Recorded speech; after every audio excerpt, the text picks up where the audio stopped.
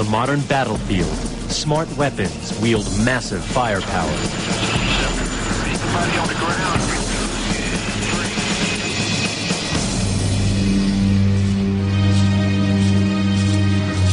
But the deadliest soldiers of all don't rely on the latest electronics or the greatest firepower.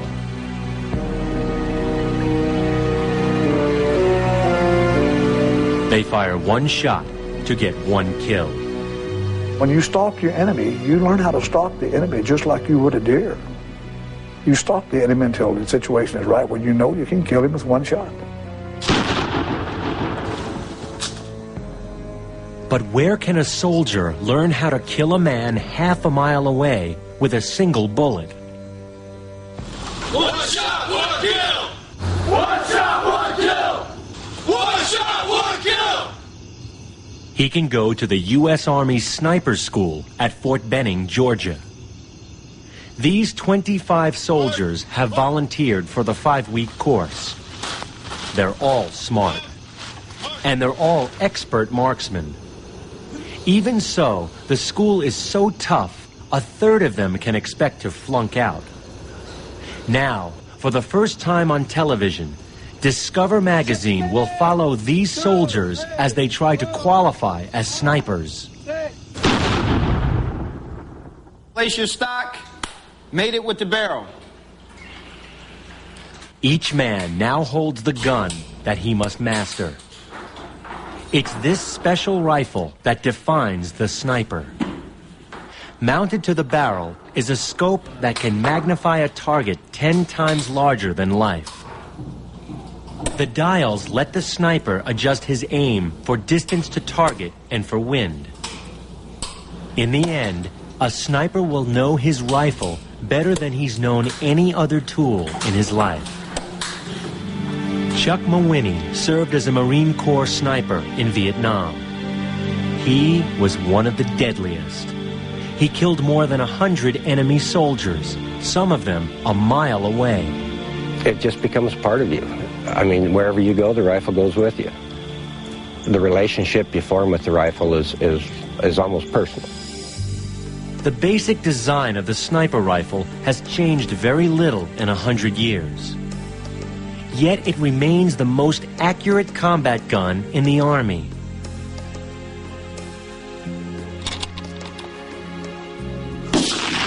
In the hands of a skilled sniper, it will place every shot within a bullseye only a few inches wide, half a mile away. The incredible accuracy begins with the barrel. It's a tube of steel 2 feet long and 3/4 of an inch thick. It's twice as heavy as a normal barrel. The extra weight reduces distortion during shooting. Even the gun's stock, the part that the sniper grips in his hands, aids with accuracy. It's made of fiberglass, so the weather won't affect it. More importantly, the barrel doesn't actually touch the stock.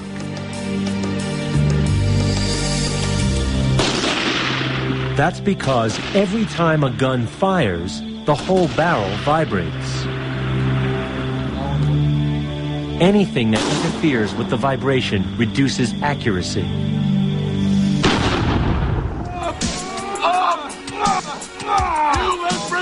We think of sniping as solitary, but the sniper school emphasizes teamwork. Up, down, up. In fact, they teach snipers to work only in 2-man teams. The sniper and his spotter. Moving. The spotter helps the sniper place his shot accurately. It's boiling right now.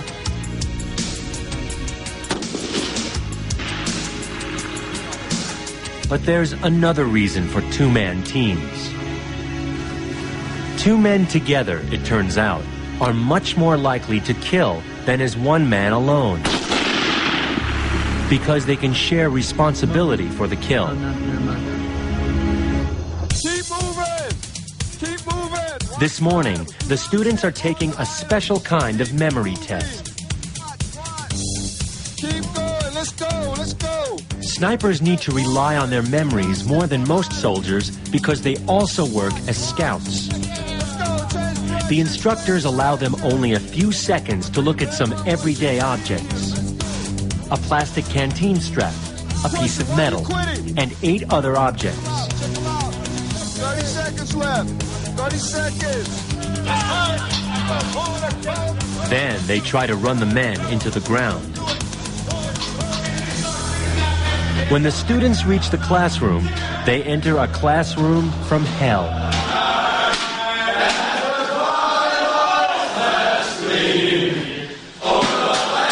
The instructors do all they can to distract the students.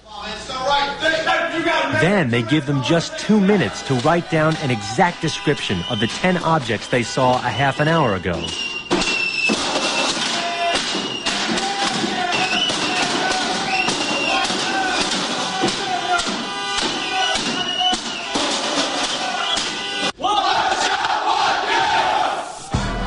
As they gulp down water, the students aren't aware that 2 of them have already flunked the test.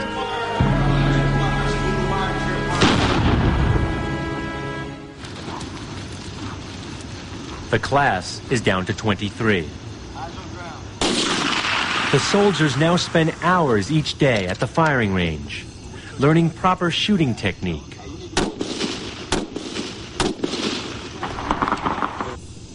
At these distances, the slightest jerk will throw off the shot. He puts his cheek against the same spot on the stock every time, so his eye stays at exactly the same distance from the scope. He must learn to squeeze the hair trigger with the identical part of his finger. At 500 yards, a stray heartbeat or breath will make the difference between a hit and a miss. It takes a little while to learn how to control your excitement.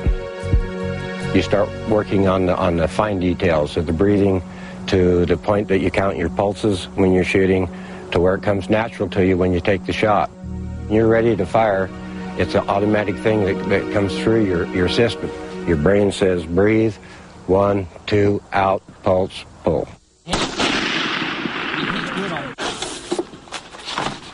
But it's not just the sniper's technique and rifle that contribute to his accuracy. It's his special ammunition as well. It's manufactured for accuracy, speed, and power. It will penetrate a bulletproof vest half a mile away.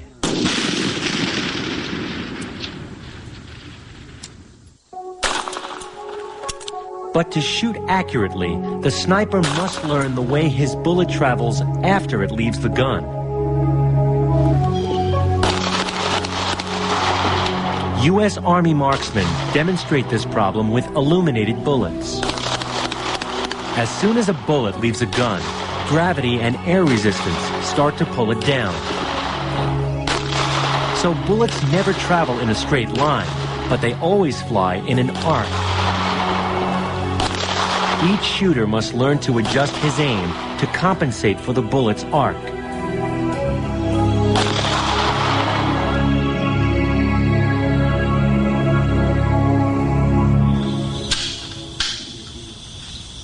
But there's a way that snipers can refine accuracy even further.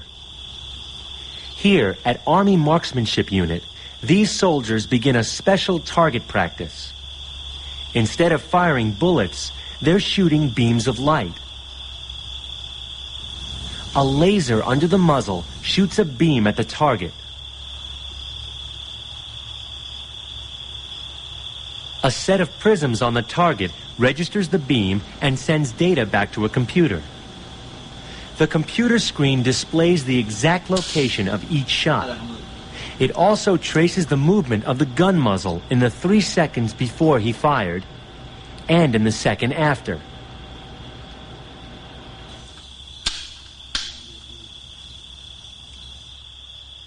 With this information, an experienced sniper can refine his movements and improve his accuracy.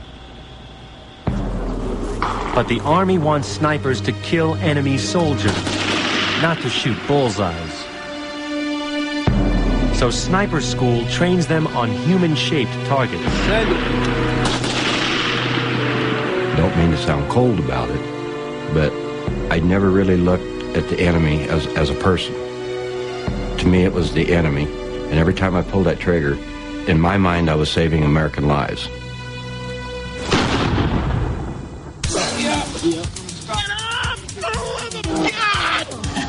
The pressure intensifies. In the 100-degree heat, the instructors make the men run a fast 3 miles.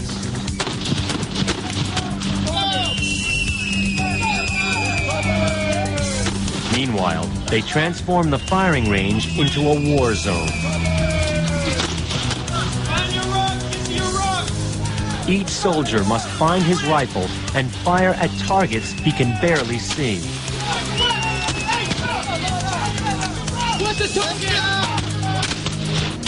Those are real bullets they're shooting.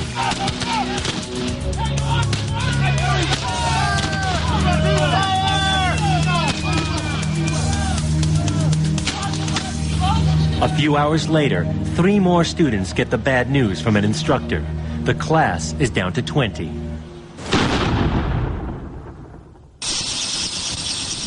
With just 3 days left, the soldiers face the toughest test of all. They're embarking on a simulated sniper mission that will last 48 hours.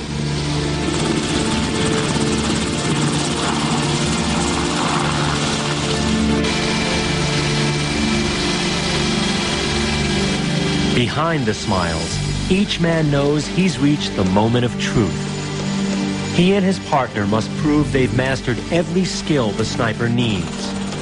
If they don't perform well now, their dreams of becoming snipers are over. The first men take up a defensive position, while the others race for the woods.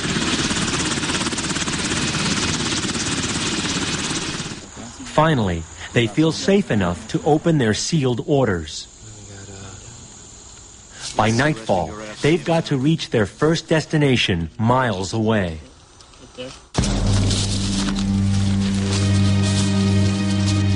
The men need to move quickly, but with great caution, because they're not alone out here.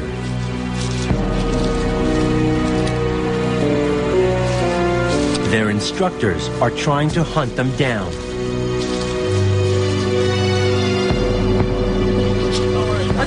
These students got caught. They'll have to work themselves out of the tape before they can get going.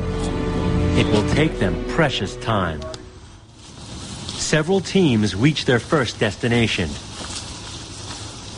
Now they get their final orders.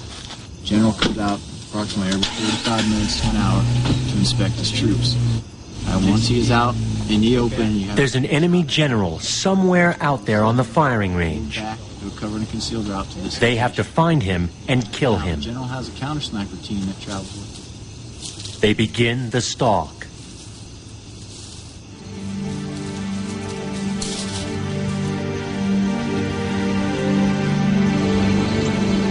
Scanning the horizon, they finally spot him. He's a mannequin mounted on a cart. Sensors hidden under his uniform will record where the bullet hits. Now, all the pressure's on the sniper. The shot is his to hit or miss.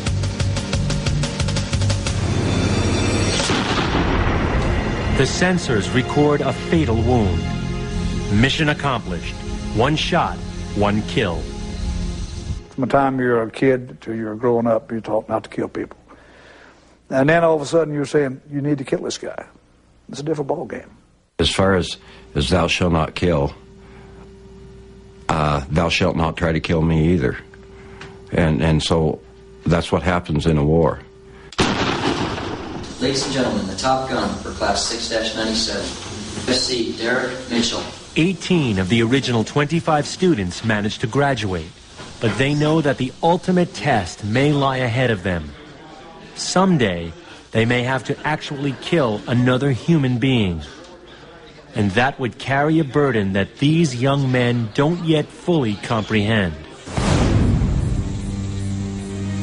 I'll be asleep, and all of a sudden some of these faces will come, you'll see them again. You'll see the same situation that happened. It'll come back just like as vivid as it was when you were there. I don't think you'll ever forget it. I don't think you can forget it. I don't care how long you live. You do not want to ever sit and think about it. If you are a compassionate or a good human being, I think it will always be there.